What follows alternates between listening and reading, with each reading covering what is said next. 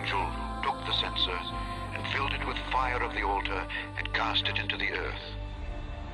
And there were voices, and thunderings, and lightnings, and an earthquake. And the 7 angels which had the 7 trumpets prepared themselves to sound. The first angel sounded, and there followed hail and fire mingled with blood, and they were cast upon the earth. And the 3rd part of trees was burnt up, and all green grass was burnt up. And the 2nd angel sounded, and as it were a great mountain burning with fire was cast into the sea, and the 3rd part of the sea became blood. And the 3rd part of the creatures which were in the sea and had life died, and the 3rd part of the ships were destroyed. And the 3rd angel sounded, and there fell a great star from heaven, burning as it were a lamp, and it fell upon the 3rd part of the rivers and upon the fountains of waters. And the name of the star is called wormwood. And the 3rd part of the waters became wormwood, and many men died of the waters because they were made bitter. And the 4th angel sounded, and the 3rd part of the sun was smitten, and the 3rd part of the moon, and the 3rd part of the stars, so as the 3rd part of them was darkened, and the day shone not for a 3rd part of it, and the night likewise. And I beheld, and heard an angel flying through the midst of heaven, saying with a loud voice, Woe! Woe!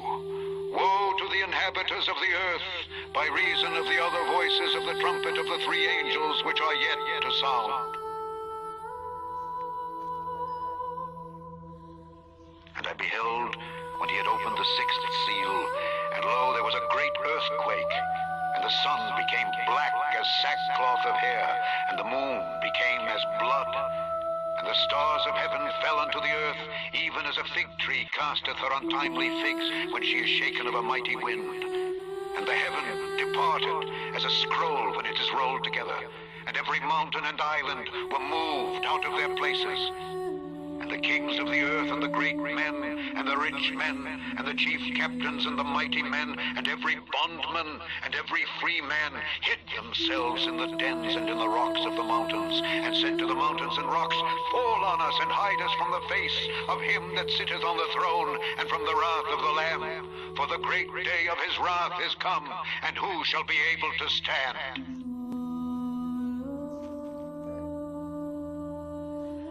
But I would not have you to be ignorant, brethren, concerning them which are asleep, that ye sorrow not, even as others which have no hope. For if we believe that Jesus died and rose again, even so them also which sleep in Jesus will God bring with him. For this we say unto you by the word of the Lord, that we which are alive and remain unto the coming of the Lord shall not prevent them which are asleep. For the Lord himself shall descend from heaven with a shout, with the voice of the archangel, and with the trump of God, and the dead in Christ shall rise first. Then we which are alive and remain shall be caught up together with them in the clouds to meet the Lord in the air, and so shall we ever be with the Lord. Wherefore, comfort one another with these words. And to the angel of the church in Philadelphia write, These things saith he that is holy, he that is true, he that hath the key of David, he that openeth, and no man shutteth, and shutteth, and no man openeth. I know thy works. Behold, I have set before thee an open door, and no man can shut it. For thou hast a little strength, and hast kept my word, and hast not denied my name. Behold, I will make them of the synagogue of Satan, which say they are Jews and are not, but do lie. Behold, I will make them to come and worship before thy feet, and to know that I have loved thee. Because thou hast kept the word of my patience, I also will keep thee from the hour of temptation, which shall come upon all the world to try them that dwell upon the earth.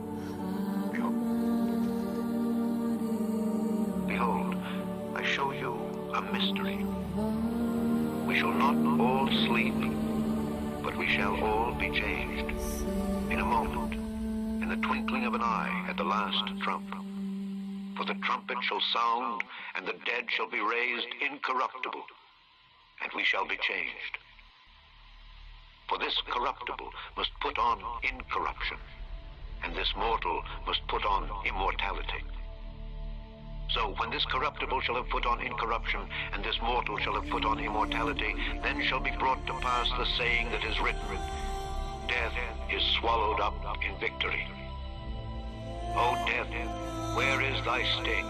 O grave, where is thy victory? The sting of death is sin, and the strength of sin is the law. But thanks be to God, which giveth us the victory through our Lord Jesus Christ. Therefore, my beloved brethren, be ye steadfast, unmovable, always abounding in the work of the Lord, for as much as ye know that your labor is not in vain